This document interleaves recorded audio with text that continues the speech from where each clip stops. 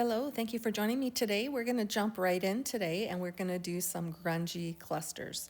So I went into my coffee dyed cardstock and I tried to find the grungiest couple pieces that I could, and these two were pretty grungy. So you can see here I had stamped on the other side and I kind of moved my stamp, so I had to stamp the other side. I wanted a clearer image. I'm using my Tim Holtz stamps here to create these clusters. I was inspired by Gail Agostinelli. I love her channel. I watch her all the time. Hi, Gail. She has some great ideas, so go check her out. She always is making these grungy clusters, and I decided to dive in and give it a try. So here we go. I'm kind of happy with that one, and I'm going to go and get my other Tim Holtz stamp set and do another piece of the cardstock. So this one's a little lighter, but it's pretty grunged up, as you can see, but it doesn't matter. I still use that corner, and I love how these turned out. So again, I'm just stamping. I'm not using any water or anything, so I just use my Memento black ink, but you may want to use something that is more resistant to water if you're going to be like adding other mixed media on top of it, but I was not. If I do anything, I may add a few splatters. I don't show that in the end results, but I may do that when I go to use them. So I just didn't want to do it on all of them because I didn't know if I would necessarily want splatters on them all. But anyway, that's for another video. So I'm just finished stamping it up here.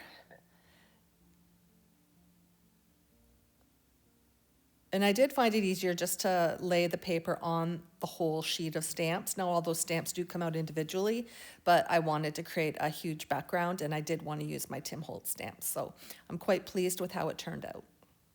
And a lot of this is going to be covered up, so it's not necessary to be so precise because we are going to add a whole bunch of different layers on top of our little clusters. The clusters are great to have in your stash. You can use them on a pocket, create a tuck spot. If you're doing a journal, it's for decoration. They have endless uses. So here I didn't like some of the white space with all the labels, so I just went in with this script stamp and kind of just tried to fill it in a little bit. I don't think in the end it really would have mattered, as you'll see when we get going, but I did it at the time and it was fine.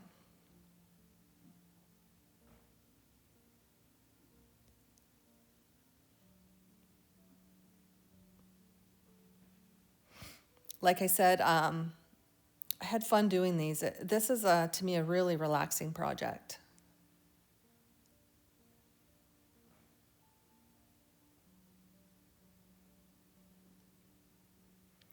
So now that we have our papers all stamped, it's time to rip it up to make our clusters. Now, you could also use scraps of coffee dyed paper that you have, but I just went into my cardstock because I knew I wanted a heavier base, so that's why I did that. But here I'm just ripping them, all different sizes, excuse me, to use in my journals. So there is some kind of satisfaction that comes from ripping grunged up paper. I don't know what it is, but if you get it, you get it, I guess.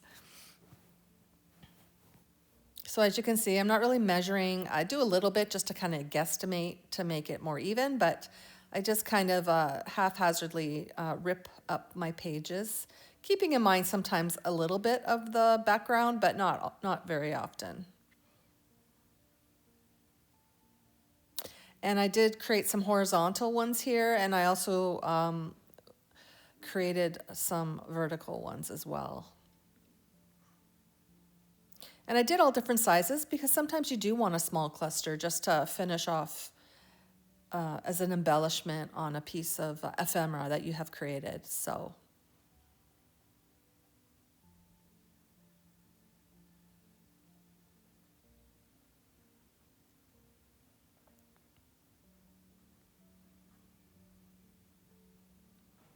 I don't know what I did to this piece of paper when I coffee dyed it, but it was just so scrumptious. It was so, even the feel of it, it felt different. But anyway, I guess you can't feel it through the video, but take my word for it. It was an awesome piece of paper. That one ripped, doesn't matter. It's grungy, so anything goes, I guess. So then my next step is I'm going to ink them all up. I don't think I'm going to show all that on camera, but I guess I did them individually. My bad, sorry. So here I'm lining them up, thinking of how I want to decorate them. Oh no, I do bring in my ink. I lied. I did this video a few days ago, and I'm doing the voiceover now.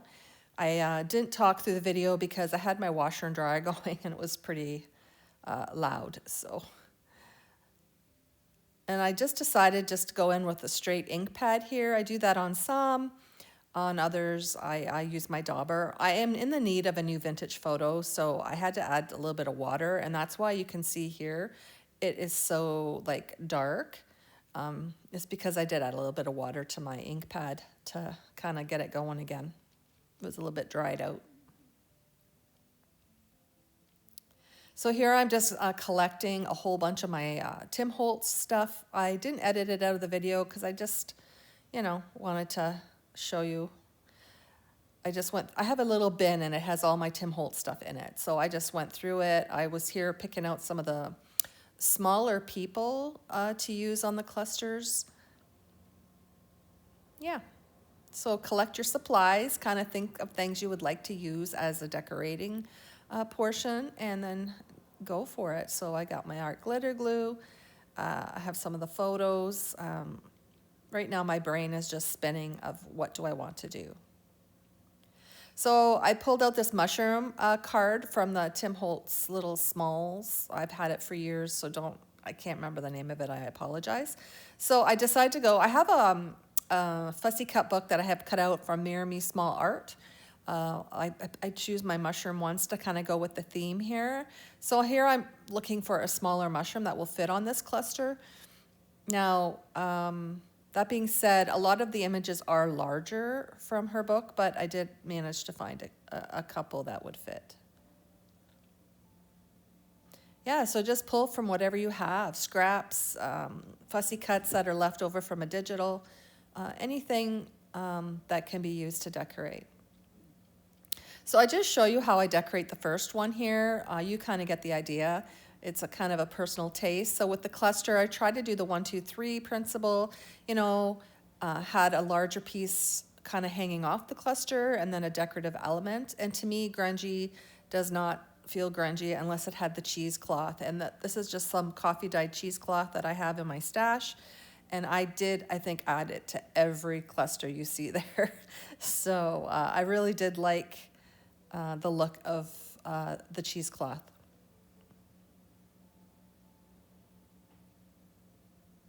And here's my battle with my glue, as we all know. I bought stainless steel pins and I put them somewhere safe when we moved into the house, and now I can't find them. I need to buy some more.